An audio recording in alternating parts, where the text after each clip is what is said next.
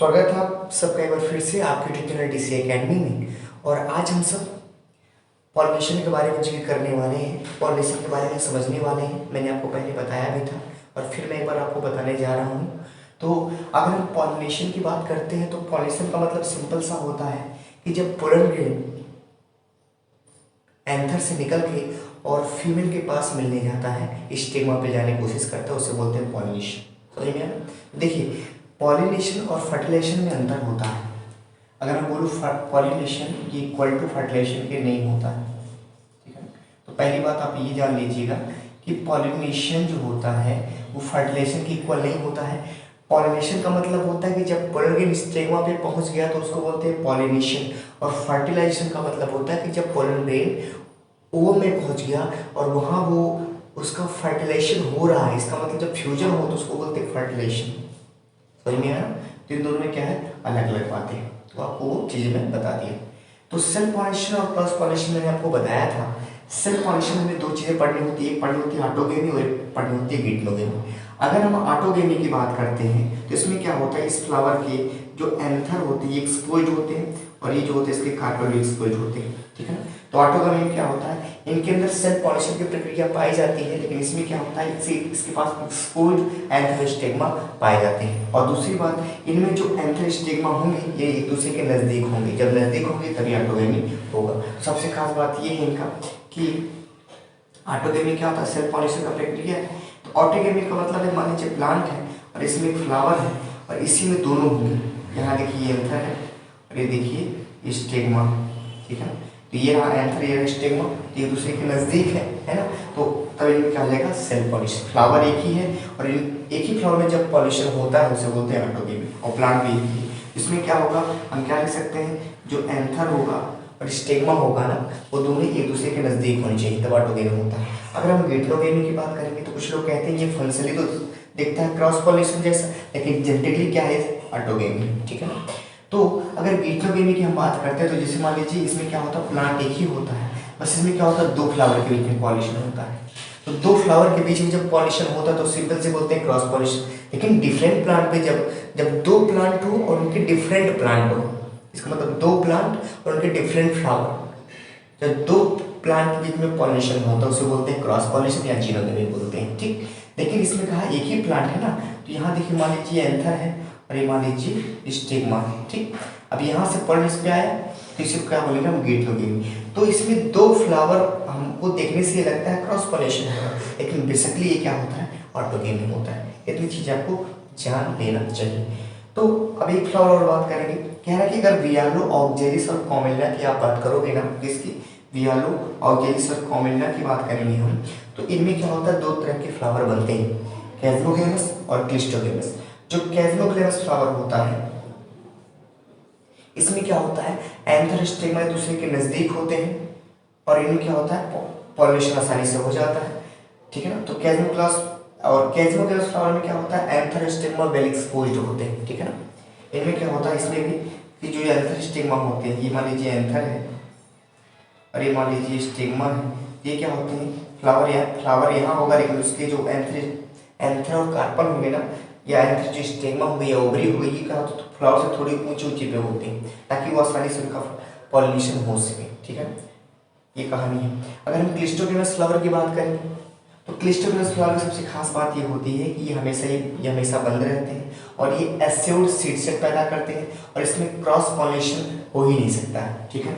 तो जो कैस्मोगेमस फ्लावर होते हैं, सिंपली मैं बोलूँ तो कैस्मोगेमस फ्लावर का रूल ये है कि इनका एंथर और स्टिग्मा एक्सपोज होंगे, थोड़े बहुत बड़े बड़े होंगे, फ्लावर के पेटल सेपल पार्ट छोटे होंगे। और क्लिस्टोगेमस जो फ्लावर होता है ये कभी ओपन होता ही नहीं, इसका मतलब इनके अंदर सेल्फ पॉलिनेशन होता है और ये एसिड सीड पैदा करते हैं और इनको किसी पॉलिनेटर की जरूरत नहीं पड़ती, इसकी पॉलिनेटर की इनको जरूरत नहीं पड़ती।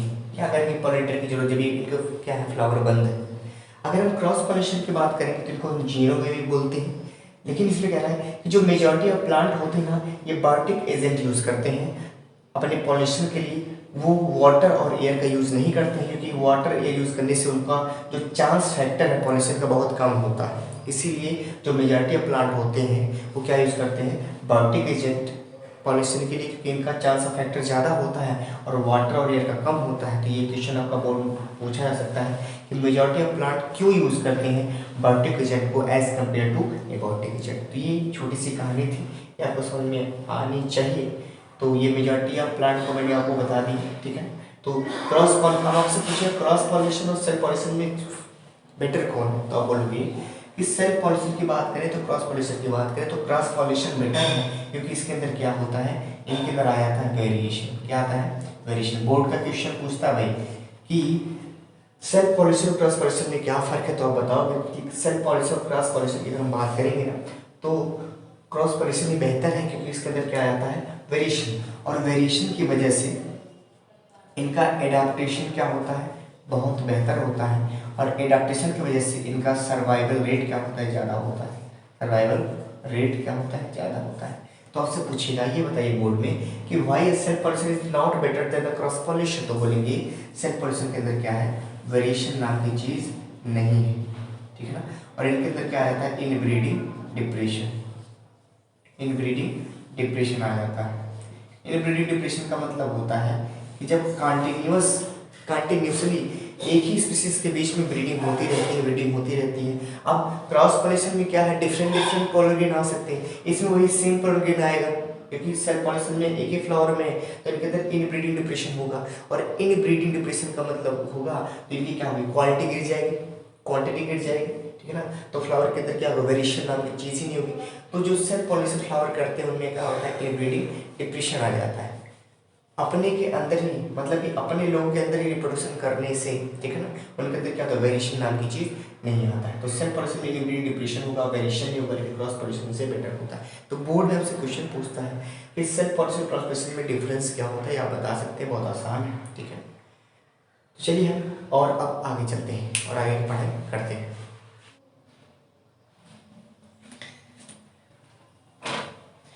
तो चलिए हम कुछ आगे की चीज़ें सीख लेते हैं।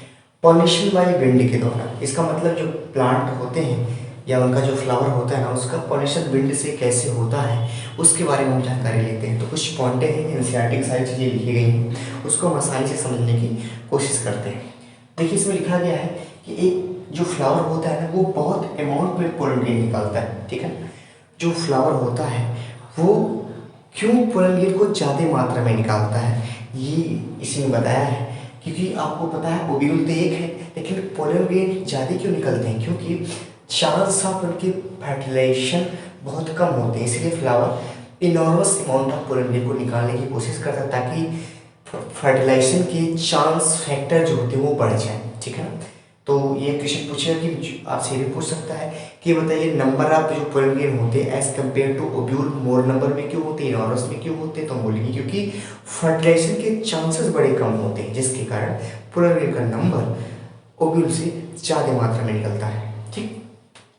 अब अगर हम पॉलिनेशन की बात करेंगे विंड से कैसे होता है, तो अगर पॉलिनेशन विंड के जरिए हो रहा है तो उसमें हमें पोलन ग्रेन के लक्षण और स्टिग्मा के दोनों के लक्षण अलग अलग होने चाहिए, नॉर्मल नहीं होना चाहिए, ठीक। तो कह रहे हैं कि अगर पॉलिनेशन हो रहा है मान लीजिए विंड के द्वारा, तो पहली बात जो पोलन ग्रेन होता है ना वो लाइट होना चाहिए, ठीक। क्या होना चाहिए, लाइट होना चाहिए, हल्का होना चाहिए, भाई हल्का रहेगा तभी तो जाएगा ना हवा के साथ। दूसरा नॉन स्टिकी होना चाहिए, कहीं चिपक ना जाए, तो ऐसा नहीं कि कहीं चिपके ना, सीधे हवा के साथ उड़ता उड़ता चले जाए।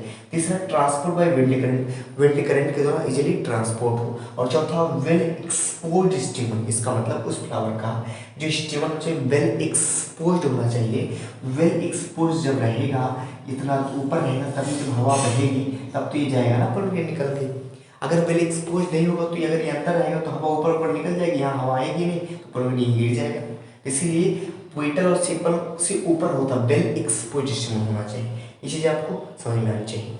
अगर हम स्टिग्मा की बात करेंगे तो बोलेंगे स्टिग्मा जो होगा ना, जिसके ऊपर पोलन ग्रेन बैठने की कोशिश करता है, वो फेदरी होना चाहिए। फेदरी का मतलब ऐसे होना चाहिए ताकि पोलन ग्रेन को इजीली क्या करे, इसमें पोलन ग्रेन इजीली बच जाए या ट्रैप हो जाए। तो कहा है ताकि इजीली ट्रैप हो जाए एयर बाउंड पोलन ग्रेन, किसमें, स्टिग्मा में। तो ये खास बात मैंने आपको बताया, ठीक। अब एक पॉइंट और लिखी गई है कि जो विंड पॉलिनेशन होता है ना, इसमें सारे जो फ्लावर होते हैं उनके पास सिंगल ही ओव्यूल होता है, और ओव्यूल कहाँ होता है, ओवरी में होता है। इसी ओव्यूल को क्या बोलते हैं, मेगा स्पोरेंजियम बोलते हैं। तो कह रहा है कॉर्न कॉर्ब की बात करेंगे ना, तो जो कॉर्न कॉर्ब होता है उसका जो टैसल होता है उसमें स्टिग्मा और जो स्टाइल होते हैं ना वो विंड में से वेविंग करते हैं और वो किसको ट्रैप करते हैं, पोलन ग्रेन को, ठीक है ना।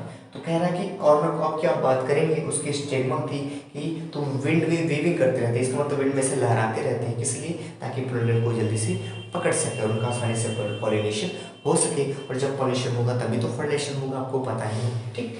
अब इसमें कह रहा है कि जो विंड पॉलिनेशन होता है ना वो कॉमन होता है ग्रासेस में, तो आपको याद रखना है कि जो विंड पॉलिनेशन है ये किस में ज़्यादा कॉमन माना जाता है, तो ग्रासेस में विंड पॉलिनेशन बहुत ज़्यादा ही कॉमन है, इनमें ज़्यादातर होता है। तो ये सारी चीज़ आपको समझ में आई होंगी मेरे ख्याल से। तो ये सब चीज़ें आप याद रखेंगे कि जो विंड पॉलिनेशन करते हैं फ्लावर उनके अंदर ओव्यूल कितना होता है, सिंगल ओव्यूल होता है, और विंड पॉलिनेशन जो होता है कॉमन तो ग्रासेस में होता है। और फिर कहा कि क्यों पोलन ग्रेन का amount as compare to ovule ज़्यादा निकलता है, तो इसकी हमारे पास एक ही आंसर है, क्योंकि अगर पोलन ग्रेन ज़्यादा नंबर में निकलेंगे एज कम्पेयर टू ओव्यूल तो क्या होगा, चांस ऑफ फर्टिलाइजेशन के चांसेस क्या हो जाएंगे, बढ़ जाएंगे। तो ये बोर्ड का क्वेश्चन है कि why are pollen grain are release in enormous amount as compare to ovule, तो ये बोर्ड का क्वेश्चन है, आप समझ सकते हैं, ठीक है ना। ये बहुत 5 स्टार रेटिंग का क्वेश्चन है, बहुत ही इंपॉर्टेंट क्वेश्चन, ठीक है। तो चलिए अब एक चीज़ और हम आगे पढ़ लेते हैं। तो हम पॉलिनेशन बाय वाटर की तरह पढ़ते हैं कि वाटर के द्वारा पॉलिनेशन कैसे अपना प्लांट करता है, ठीक। तो देखिए इसमें लिखा गया है, ये सारी एनसीईआरटी की लाइन से इसलिए मुझे लिखना पड़ा है, थोड़ी टिपिकल होती हैं और समझ में नहीं आता। तो इसमें देखिए लिखा गया है कि अगर हम बात करेंगे कुछ ही फ्लावरिंग प्लांट होते हैं लगभग 30 जीनस जिन मोस्टली मोनोकोटिलीडोन, उन्हीं के अंदर ही वाटर के जो द्वारा पॉलिनेशन होता है। इसका मतलब हम कह सकते हैं कि कुछ ही प्लांट होते हैं लगभग 30 जनरा के लगभग ही ऐसे प्लांट हैं जो अपना पॉलिनेशन वाटर के जरिए करते हैं और उन्हीं को बोलते हैं मोस्टली मोनोकोटिलीडोन। अगर हम बात करेंगे अलगा की, ब्रायोफाइटा की और टेरिडोफाइटा की, तो इन सब के लिए क्या चाहिए, वाटर चाहिए अपने मेल गैमेट को ट्रांसपोर्ट करने के लिए, इसलिए इनका लिमिटेड डिस्ट्रीब्यूशन होता है, ये हर जगह नहीं पाए जाते हैं क्योंकि इनको पानी चाहिए, ठीक। तो हम क्या बोला पहले कि सारे फ्लावरिंग प्लांट वाटर पॉलिनेशन नहीं करते हैं, लगभग 30-30 जनरा ही करते हैं, मोस्टली मोनोकोटिलीडोन, और अलगा, ब्रायोफाइटा और टेरिडोफाइटा को अपना मेल गैमेट को ट्रांसपोर्ट करने की किसकी जरूरत पड़ती है, वाटर, ठीक। अब इसमें कह रहा है कि अगर हम ब्रायोफाइटा की बात करेंगे और टेरिडोफाइटा की बात करेंगे, इनका जो डिस्ट्रीब्यूशन होता है ना वो लिमिटेड होता है। क्या होता है, लिमिटेड होता है, सॉरी फॉर दैट। तो ब्रायोफाइटा और टेरिडोफाइटा का जो डिस्ट्रीब्यूशन होता है वो लिमिटेड क्यों होता है, आपसे बोर्ड में क्वेश्चन पूछेगा तो आप क्या बोलोगे कि उनको पानी चाहिए अपने मेल गैमेट को ट्रांसपोर्ट करने के लिए, क्या चाहिए, पानी चाहिए अपने मेल गैमेट को ट्रांसपोर्ट करने के लिए। तो आपसे क्वेश्चन पूछेगा बोर्ड में कि क्यों ब्रायोफाइटा और टेरिडोफाइटा को उनका जो डिस्ट्रीब्यूशन हो तो लिमिटेड क्यों होता है, क्योंकि आप बोलोगे कि उन्हें क्या चाहिए, पानी चाहिए अपनी मेल गैमेट को ट्रांसपोर्ट करने के लिए, ठीक। इस समझ में आपको आया होगा। तो वाटर पॉलिनेशन जो प्लांट है ना उनका नाम है वेलिसिनारिया और हाइड्रिला, ठीक है ना। आप याद रखिए इसमें नॉन स्टॉप, हाँ ये जोस्टेरा भी आ सकता है, ठीक है ना। तो वाटर पॉलिनेशन जो प्लांट है उनका नाम है वेलिसिनारिया और हाइड्रिला, आप इंपॉर्टेंट समझिएगा।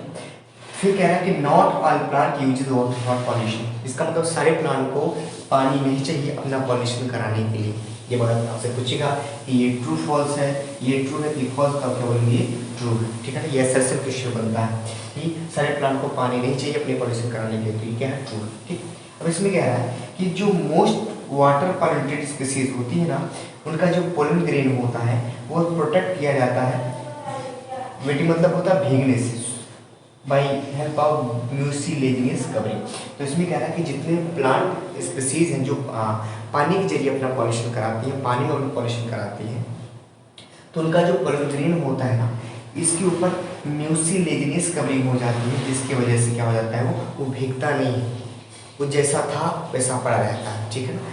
तो आपसे पूछेगा कि जो वाटर पॉलिनेटेड स्पीसीज है तो उनका पोलन ग्रेन किससे कवर अप होता है, म्यूसिलेजियस कवरिंग से, क्यों, ताकि वो वेटिंग ना हो, मतलब कि वो भीगे ना, भीग जाएगा तो वजन हो जाएगा उसको, अगर डूब जाएगा तो पॉलिनेट हो ही नहीं पाएगा।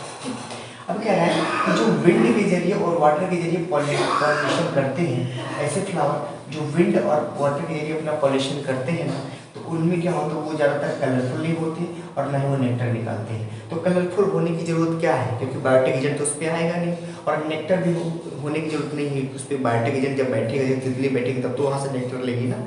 तो याद रखिएगा ये ट्रू है कि फॉल्स है। एसिडेशन का क्वेश्चन बनता है, किसका, एसिडेशन का क्वेश्चन या रॉ वेल्स का बनता है कि जो विंड और वाटर परमिटेड फ्लावर होते हैं वो ना ही कलरफुल होते हैं और ना ही नेक्टर निकालते हैं। ठीक है ना, इतनी बातें आपको हमेशा याद रखनी होगी, बहुत ही इंपॉर्टेंट ये सब एनसीईआरटी की लाइनें हैं, इसलिए मुझे इनको देखना पड़ा। ठीक है ना, तो आशा करता हूँ ये आपकी वीडियो बहुत अच्छी लगी होगी, आपको समझ में भी आया होगा। अगर आपको ये वीडियो अच्छा लगी हो तो इस वीडियो को जरूर शेयर करें। अगर आप हमारे यूट्यूब चैनल पर नए हो तो जरूर यूट्यूब चैनल को सब्सक्राइब करें, ताकि जब भी हम वीडियो को अपलोड करें तो सबसे पहले आप नोटिफिकेशन आप तक पहुँचे, और बेल आइकन को जरूर प्रेस करें। ठीक है ना, तो हंसते रहिए, मुस्कुराते रहिए और पढ़ते रहिए। Thank you.